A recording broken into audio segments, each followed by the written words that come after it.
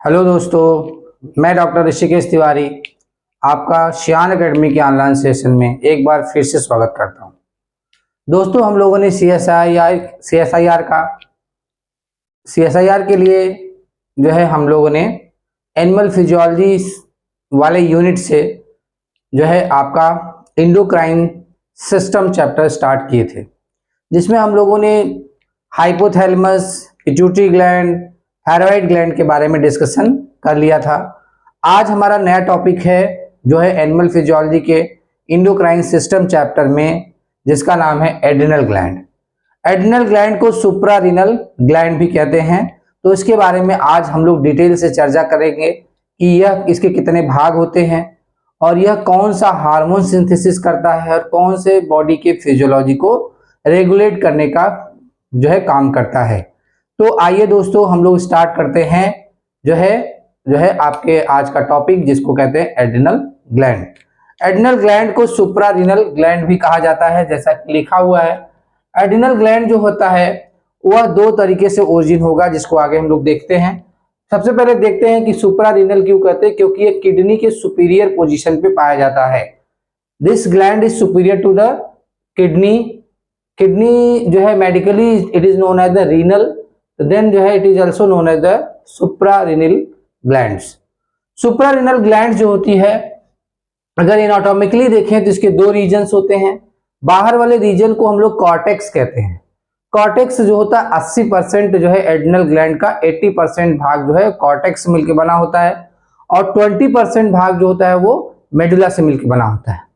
Cortex जो होता है उसके 3 जोन होते हैं, जिसको हम लोग कहते हैं जोना ग्लोमेरुलोसा। सबसे बाहरी वाले जो है रीजन को जोना ग्लोमेरुलोसा कहते हैं, जिससे हार्मोन्स जो बनता है उसको कहते हैं मिनरेलोकार्टिकॉइड्स। मिनरेलोकार्टिकॉइड्स में सबसे स्ट्रॉन्ग मिनरेलोकार्टिकॉइड जो होता है उसको एल्डोस्टेरॉन कहते हैं। इसी तरीके से जोना फेसिकुलेटा होता है। Zona fasciculata second layer of cortex है, एड्रिनल कॉर्टेक्स, जिसको हम लोग ग्लूकोकार्टिकॉइड्स कहते हैं। ग्लूकोकार्टिकॉइड्स में सबसे मेन ग्लूकोकार्टिकॉइड्स जो होता है उसको कार्टिसोल कहते हैं, उसको कार्टिसोल कहा जाता है, जो ग्लूकोज का मेटाबॉलिज्म करता है। और इधर एल्डोस्टेरॉन जो है मिनरल्स का मेटाबॉलिज्म करता है। इसको साल्ट रिटेनिंग हार्मोन्स भी कहा जाता है। तीसरा जोन जो होता है उसको हम लोग कहते हैं, थर्ड जोन को जोना रेटिकुलेरिस कहते हैं।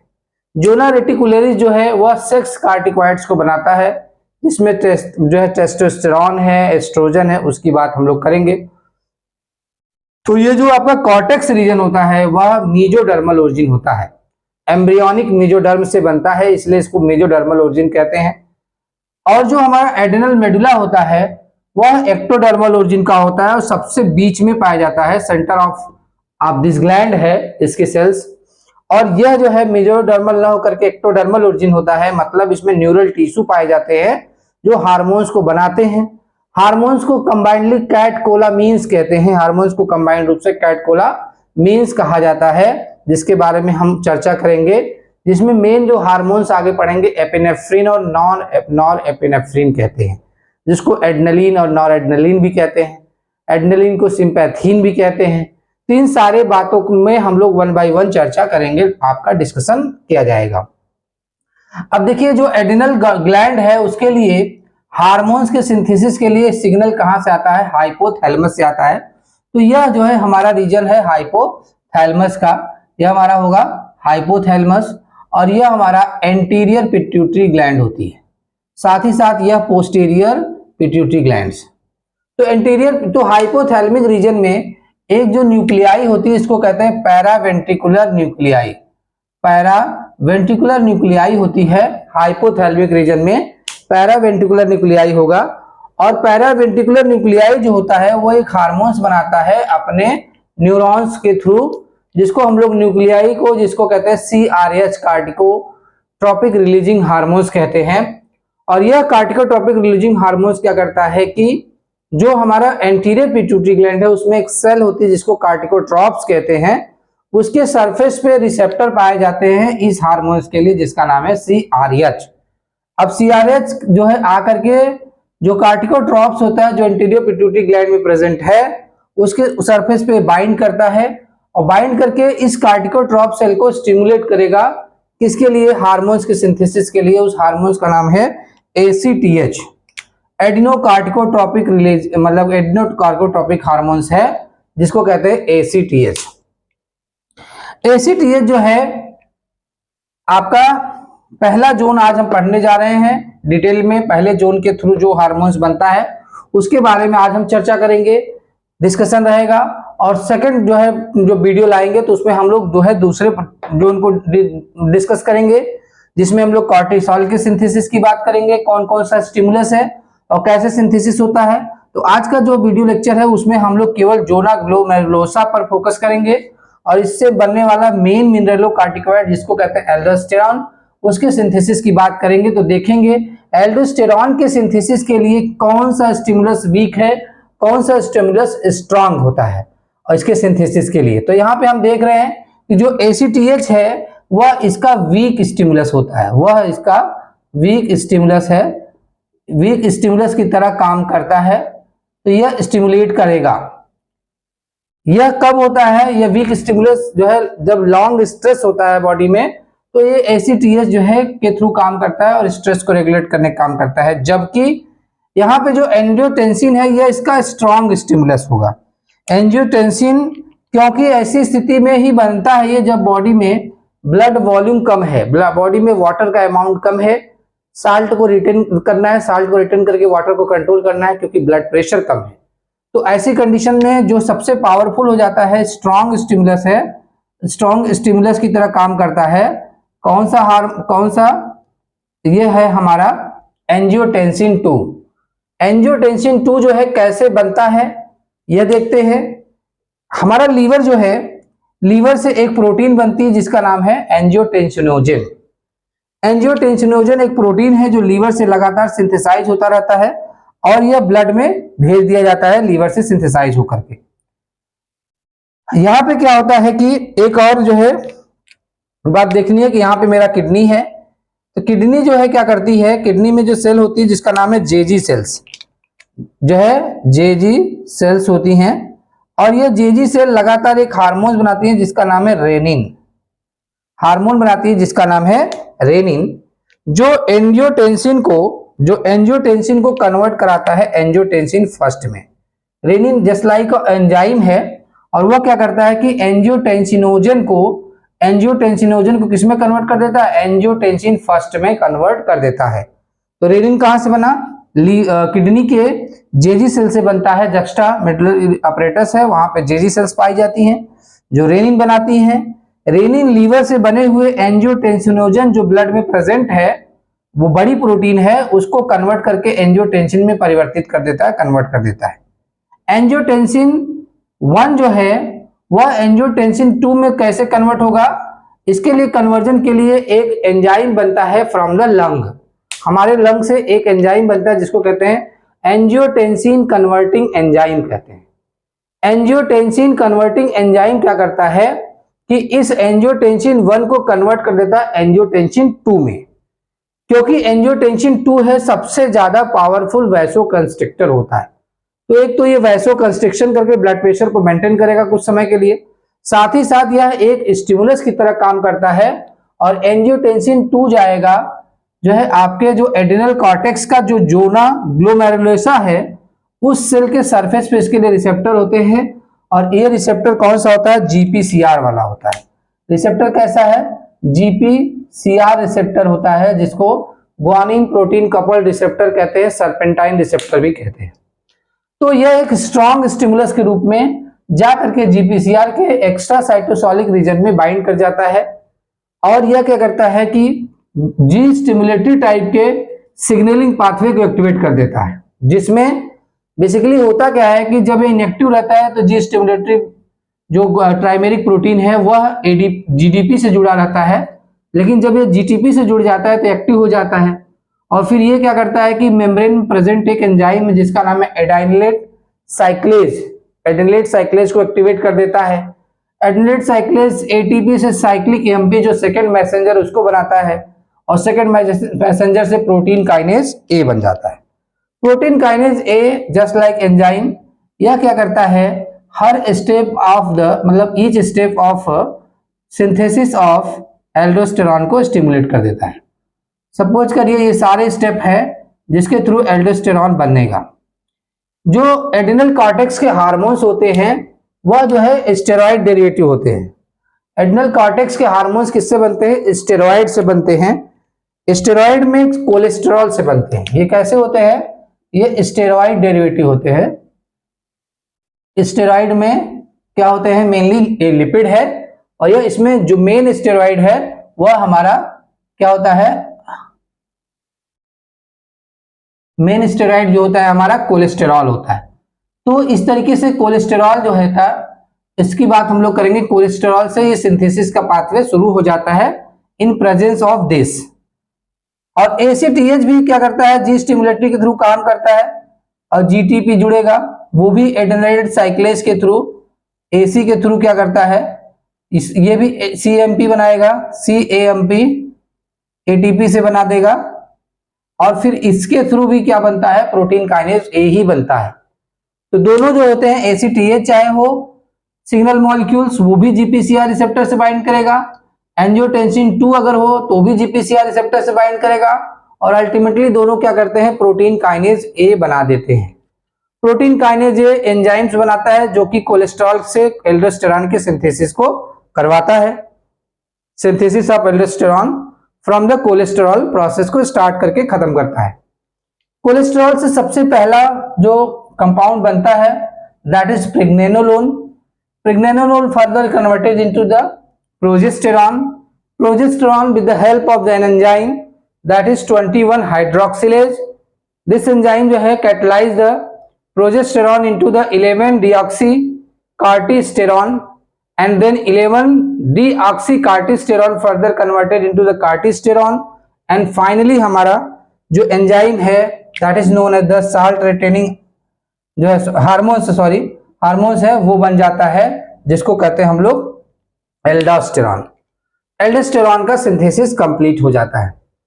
तो इसके सिंथेसिस में जो मेन रोल है आपका, मैंने बताया कि एंजियोटेंसिन 2 क्या है, क्योंकि ऐसी कंडीशन यहाँ पे होती है कि लो ब्लड वॉल्यूम है, लो ब्लड प्रेशर या ब्लड वॉल्यूम है, साथ ही साथ लो सोडियम है और हाई पोटेशियम है। इस केस को मेंटेन करना है, लो सोडियम और हाई पोटेशियम को। तो सोडियम का कंडीशन क्या है? लो है, और पोटेशियम का कंडीशन क्या है? हाई है। इसको मेंटेन करना है, क्योंकि हाई लो सोडियम में क्या होगा कि वाटर प्रॉपर बॉडी में नहीं रिटेन रखेगा, तो इसलिए सोडियम को हमें हाई करना है एब्जॉर्ब करके, पोटेशियम को एक्सक्रीट करना होता है। तो ये पावरफुल तो ये सेकेंड पावरफुल स्टिमुलस है। ये फर्स्ट जो है एंजियोटेंसिन है, और सेकेंड जो पावरफुल है, सेकेंड जो है स्ट्रॉन्ग स्टिमुलस जो होगा वो होगा हमारा लो सोडियम हाई पोटेशियम, ये हो जाता है। और सबसे वीक जो है स्टिमुलस होता है हमारा, ये हमारा सबसे वीक स्टिमुलस है, ये हमारा हो जाएगा वीक स्टिमुलस। तो ये बात हो गई सिंथेसिस ऑफ एल्डोस्टेरॉन की। इसमें हम देख रहे हैं कि जो है आपका ACTH भी GPCR के थ्रू प्रोटीन काइनेज A बनवा रहा है, एंजियोटेंसिन 2 भी GPCR के थ्रू प्रोटीन काइनेज A बना रहा है, जो कि स्टिमुलेट करता है कोलेस्ट्रॉल के से एल्डोस्टेरॉन की सिंथेसिस को वाया प्रेग्नेनोलोन, प्रोजेस्टेरॉन, 11 डीऑक्सी कार्टिस्टेरॉन, देन जो है एल्डोस्टेरॉन। ये तो हुआ स्टिमुलेशन की बात। यहाँ पे एक इनहिबिशन भी होता है। अगर इसके सिंथेसिस, अगर एल्डोस्टेरॉन का अमाउंट ज्यादा हो जाए तो इसको इनहिबिट कैसे किया जाता है? एट्रियल जो है नाइट्रियोरेटिक फैक्टर होता है, प्रोटीन जिसको कहते हो, वह क्या करता है कि पोटेशियम के चैनल को ओपन कर देता है, जिससे क्या होगा कि हाइपर पोलराइजेशन हो जाएगा मेम्ब्रेन का, और जो है सिंथेसिस ऑफ एल्डोस्टेरॉन इनहिबिट कर जाता है। तो ये सारी प्रोसेस से एक जो है स्टिमुलेशन मिलता है, सिंथेसिस को कराया जाता है, और इस प्रोसेस के थ्रू सिंथेसिस को रोका जाता है, मतलब सिंथेसिस रुक जाती है। तो इतनी बातें हम लोगों ने देख लिया कि यहाँ पे कैसे हमारा जो है ACTH का ACTH जो है कैसे जो है, या जो है एंजियोटेंसिन 2 कैसे एल्डोस्टेरॉन की सिंथेसिस कराता है। इसको साल्ट रिटेनिंग हार्मोन्स भी कहते हैं। अब आगे हम लोग देखेंगे कि इसमें इसका क्या इफेक्ट होता है, बॉडी पे क्या इफेक्ट है। तो यहाँ पे देखिए, इसको यहाँ से हम हटा देते हैं, तो बॉडी पे इफेक्ट देखते हैं, इस पे क्या पड़ेगा, बॉडी पे किस जो है पर्टिकुलर जो है ऑर्गन पर इसका रोल होता है, उसको हम लोग देखते हैं। हम लोग जानते हैं कि जो हमारा एक्सक्रीटरी सिस्टम होता है, हमारे एक्सक्रीटरी सिस्टम किडनी से मिलकर बना होता है। हमारे पास 1 पेयर ऑफ किडनी होती है, जो कि जो है क्या होता है, एब्डोमिनल रीजन में पाया जाता है। 1 pair of kidney present in the abdominal regions में पाया जाता है। और जो 1 पेयर ऑफ किडनी होता है, उसकी यूनिट जो होती है, फंक्शनल और स्ट्रक्चरल यूनिट होती है नेफ्रॉन। फंक्शनल और स्ट्रक्चरल यूनिट होती है नेफ्रॉन होता है। और नेफ्रॉन क्या है, फंक्शनल और स्ट्रक्चरल यूनिट है। और यहां से देखते हैं कैसे उसके अंदर ये फंक्शन होता है। फंक्शनल और स्ट्रक्चरल यूनिट है नेफ्रॉन। तो यहां से देखिए, ये नेफ्रॉन है। नेफ्रॉन जो है क्या करता है, यूरिन का फॉर्मेशन करेगा bye filtration. Bye filtration process के थ्रू इसके कई रीजन्स होते हैं, जैसे हमने यहां देखा लूप ऑफ हेनले ये है। तो इसके रीजन्स में क्या होता है कि ये होता है ग्लोमेरुलस, इसको कहते हैं ग्लोमेरुलस। ये ब्लड वेसल्स ही होता है, कैपिलरी होती है। और यहां से हमारा बाउमेन कैप्सूल है, बाउमेन कैप्सूल होता है। और ये हमारा पीसीटी का रीजन होता है नेफ्रॉन का, या लूप ऑफ हेनले होता है, लूप ऑफ हेनली। और इसके बाद इसका जो है डीसीटी पार्ट आ जाएगा। तो जो डीसीटी पार्ट होता है, डीसीटी पार्ट अगर देखें, उसी को हम जूम करके देख रहे हैं। और ये हमारा होगा कलेक्टिंग डक्ट। तो डीसीटी पार्ट में ही हमें इसकी फंक्शन देखना है, क्योंकि डीसीटी पार्ट में पाया जाता है, ये हमारा है डीसीटी। और ये हमारा कलेक्टिंग डक्ट है। ये नेफ्रॉन का पार्ट नहीं होता है। नेफ्रॉन में केवल जो है पहला पाया जाता है ग्लोमेरुलस, दूसरा बाउमेन कैप्सूल पाया जाता है, तीसरा पीसीटी प्रॉक्सिमल कन्वोल्यूटेड ट्यूब्यूल्स होता है, चौथा लूप ऑफ हेनले होता है, पांचवा डीसीटी होता है। Collecting duct is not part of the nephron, याद रखना है। अब देखिए इसमें क्या होता है कि जो है अगर हम इसको जूम करें, जो हमारा डीसीटी होता है, यहाँ पे पाई जाती हैं प्रिंसिपल सेल्स। यहाँ पे इसको थोड़ा सा जूम कर लिया जाए, प्रिंसिपल सेल पाई जाती हैं।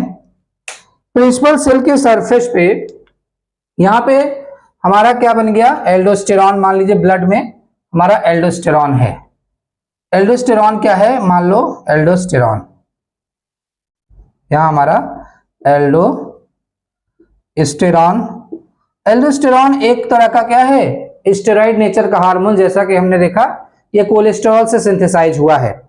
स्टेरॉइड नेचर का जो हार्मोन्स होता है, यह जो है वाटर इनसॉल्युबल होता है, प्रॉपर्ली सॉल्युबल नहीं है। इसके लिए 2 प्रोटीन्स की जरूरत पड़ेगी सॉल्युबिलिटी बढ़ाने के लिए। पहला नाम है एल्ब्यूमिन। यह 20% जो है हार्मोन्स का ट्रांसपोर्टेशन करता है। यह बाइंड कर जाता है, एल्ब्यूमिन बाइंड करता है, बाइंड विथ एल्डोस्टेरॉन। एल्डोस्टेरॉन से यह बाइंड करेगा और यह इसको ट्रांसपोर्ट करने में मदद करता है। दूसरा जो होता है कार्टिकोस्टेरॉइड बाइंडिंग ग्लोबिन होता है, बाइंडिंग ग्लोबलिन होता है, जिसको कहते हैं CBG। यह 80% जो है ट्रांसपोर्टेशन करता है एल्डोस्टेरॉन का, 80%। तो ये दोनों तरीके से, मान लो यहाँ पे एक हमारा हो गया, ये हमारा CBG हो गया, CBG, और ये हमारा दूसरा वाला एल्ब्यूमिन हो गया, एल्ब्यूमिन। ये दोनों क्या करते हैं, ट्रांसपोर्ट करने में मदद करते हैं। और इनसे हमारा एल्डोस्टेरॉन लगा हुआ है, एल्डोस्टेरॉन डायरेक्टली डिफ्यूज करेगा और यह पहुंच जाता है कहां पे, यह डायरेक्टली डिफ्यूज करके न्यूक्लियस में जाता है। न्यूक्लियस में एल्डोस्टेरॉन प्रेजेंट है। मान लीजिए यहां पे एल्डोस्टेरॉन आया, एल्डोस्टेरॉन ने क्या किया, मेटाबॉलिक मशीनरी को एक्टिवेट करके एमआरएनए से क्या बनाएगा, प्रोटीन बनाता है। और ये प्रोटीन ज्यादातर क्या होते हैं, चैनल्स होते हैं, चैनल्स होते हैं। तो चैनल्स क्या करेगा, ये चैनल जो होते हैं वो मेम्ब्रेन पे प्रेजेंट करेगा। तो इस तरीके से चैनल्स का क्या काम होगा, यह सोडियम को 3 सोडियम और 2 potassium, 2 potassium ion 3 sodium ion, 3 sodium और 2 पोटेशियम आयन को, सोडियम को बाहर और पोटेशियम को अंदर करेगा। तो ऐसा होने से क्या होगा, क्योंकि यहाँ पे सोडियम ज्यादा है तो सोडियम यहां से मूव नहीं कर सकता है। जब 3 सोडियम बाहर जाएगा तो बदले में क्या होगा कि जो सोडियम प्रेजेंट होगा इस डीसीटी में, वह सोडियम और साथ में यही चैनल्स भी बनाता है, तो चैनल्स बना देगा। और ये चैनल्स हैं हमारे सोडियम के चैनल्स। तो सोडियम क्या करेगा, इस जो है से होकर के यहां से पास हो जाएगा, यहाँ पे प्रिंसिपल सेल से में आ जाएगा। तो सोडियम का कंसंट्रेशन यहाँ पे आपका बढ़ा, एब्जॉर्प्शन, यह हो गया कंसंट्रेशन ग्रेडियंट के अकॉर्डिंग जो है आपका सोडियम का एब्जॉर्प्शन हुआ। क्योंकि ये इसलिए स्टेब्लिश हुआ क्योंकि यहाँ पे सोडियम पोटेशियम पंप काम कर रहा है एटीपी की सहायता से। एटीपी की सहायता से सोडियम पोटेशियम पंप ने सोडियम को बाहर पंप कर दिया, सोडियम का कंसंट्रेशन यहाँ डाउन हुआ, तो यहाँ पे क्या हुआ, सोडियम जो है मूव कर जाता है बाहर। और जैसे ये मूव करेगा वैसे ये सोडियम कहाँ पहुंच जाता है, ब्लड में सोडियम पहुंच जाता है। क्योंकि हमारा लो सोडियम का सिग्नल था, पीछे हमने देखा था कि लो सोडियम का सिग्नल था, जिसको हाइपो जो है नेट्रीमिया कहते हैं। लो सोडियम अगर ब्लड में रहेगा तो उसको कहते हैं हाइपोनेट्रीमिया, और जो है और इसी तरीके से हाई पोटेशियम था तो हाइपर कैलेमिया था। तो इस तरीके से जब सोडियम क्या किया हमने रीअब्सॉर्ब कर लिया, और बदले में जो है यहाँ पे चैनल्स बन जाते हैं। इन चैनल्स को पोटेशियम चैनल्स कहते हैं। और ये पोटेशियम चैनल्स के थ्रू हम लोग क्या करते हैं, जो पोटेशियम ज्यादा है, एक्सेस मात्रा में पोटेशियम था, उसको हमने पोटेशियम को एक्सक्रीट कर देना है, यूरिन के में एक्सक्रीट हो जाएगा पोटेशियम। तो पोटेशियम हमारे लिए अच्छा नहीं है, ज्यादा पोटेशियम हमारे लिए अच्छा नहीं है, पोटेशियम को हम लोग यूरिन में एक्सक्रीट कर देते हैं। तो जैसे ही हम लोग यूरिन में एक्सक्रीट कर देंगे तो पोटेशियम का लेवल क्या जो हाई था वो लो हो जाएगा, लो पोटेशियम हो जाता है ब्लड में। और इसी तरीके से जैसे हम एब्जॉर्ब कर लेंगे ब्लड मतलब कि डीसीटी से एब्जॉर्ब कर लेंगे सोडियम को, वैसे ही सोडियम का लेवल हाई कर जाता है। और सोडियम को कौन फॉलो करता है, वाटर, इसको फॉलो करता है वाटर। तो यह सोडियम का जो एब्जॉर्प्शन है थ्रू मतलब from the DCT of the nephron is hormone dependent है। यह क्या है, हार्मोन डिपेंडेंट सोडियम एब्जॉर्प्शन है, हार्मोन डिपेंडेंट सोडियम एब्जॉर्प्शन है, एब्जॉर्प्शन हुआ है, एब्जॉर्प्शन है फ्रॉम जो है प्रिंसिपल सेल है। किस सेल से ये होता है, ये होता है principal cell of DCT, cell of DCT. याद रखना केवल प्रिंसिपल सेल से ही ये प्रोसेस होगा। तो इस सेल का नाम है प्रिंसिपल सेल।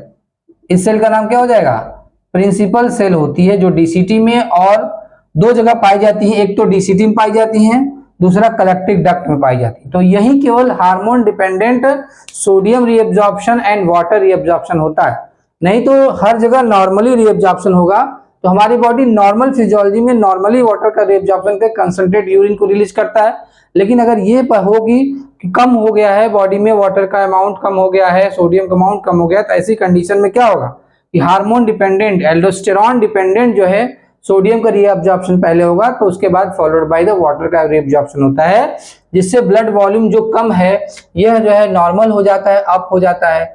और सोडियम का लेवल जो है यहाँ पे देखेंगे कि हम लोग अप हो जाएगा, पोटेशियम का लेवल यहाँ पे डाउन हो जाएगा। तो इस तरीके से हमारी बॉडी का ब्लड वॉल्यूम मेंटेन हो जाता है। तो हमने देखा कि एल्डोस्टेरॉन का सिंथेसिस कहाँ से होता है, एल्डोस्टेरॉन सिंथेसाइज कहाँ से होता है, उसके लिए स्टिमुलस क्या क्या है, और साथ ही साथ हम लोग देखा था कौन सा स्ट्रॉन्ग स्टिमुलस है, कौन सा वीक स्टिमुलस है, और साथ में एल्डोस्टेरॉन का सिंथेसिस किससे होता है, कोलेस्टेरॉल से होता है। एल्डोस्टेरॉन को साल्ट रिटेनिंग हार्मोन्स कहते हैं। तो यहाँ पे साल्ट की जो है अमाउंट जो जिसका कम है उसको हम लोग ने बैलेंस किया, जिसका हाई है उसको भी बैलेंस किया, साथ ही साथ ब्लड वॉल्यूम को बैलेंस करके ये ब्लड प्रेशर को मेंटेन करता है। तो इस तरीके से एल्डोस्टेरॉन का फंक्शन हमने देख लिया, एल्डोस्टेरॉन का सिंथेसिस देख लिया आज के वीडियो लेक्चर में दोस्तों, एक चीज ध्यान देना है कि जो है हम जो है आपके लिए बहुत मेहनत करते हैं, बहुत प्रयास करते हैं, आपको अच्छा कंटेंट प्रोवाइड करें, थोड़ा सा जो है इंफॉर्मेटिव मटेरियल ऐड किया जाए। और जो इंफॉर्मेटिव मटेरियल हम आपको मेहनत करके प्रोवाइड कर रहे हैं तो आप भी हमारी मदद कर सकते हैं चैनल्स को सब्सक्राइब करके, अब वीडियो को शेयर करके अपने दोस्तों को, ताकि ज़्यादा से ज़्यादा लोग बेनिफिट हो। और हमें भी जो है उनको भी आप सजेस्ट करें सब्सक्राइब करने के लिए, ताकि हम कोई भी वीडियो लेक्चर बनाएं तो आपको वीडियो लेक्चर मिले और वह उसका नोटिफिकेशन के थ्रू आपको जानकारी हो जाए और आपकी पढ़ाई कंटिन्यू चलती रहे। तो आप बस यही कर सकते हैं कि हमारी मदद की आप चैनल को सब्सक्राइब करवाइए और करिए, और साथ में वीडियो को शेयर भी करिए। वीडियो अच्छा लगे तो लाइक करिए, और कोई भी क्वेश्चन आपके मन में हो तो उससे को कमेंट करके आप पूछ सकते हैं, जिसका आंसर आपको अगले वीडियो लेक्चर में जरूर से जरूर दिया जाएगा और बहुत ही जो है आप क्रिटिकली उसको एनालाइज करके दिया जाएगा। तो thanks for watching the online session organised by the Cyan Academy. This is doctor Rishikesh Tiwari.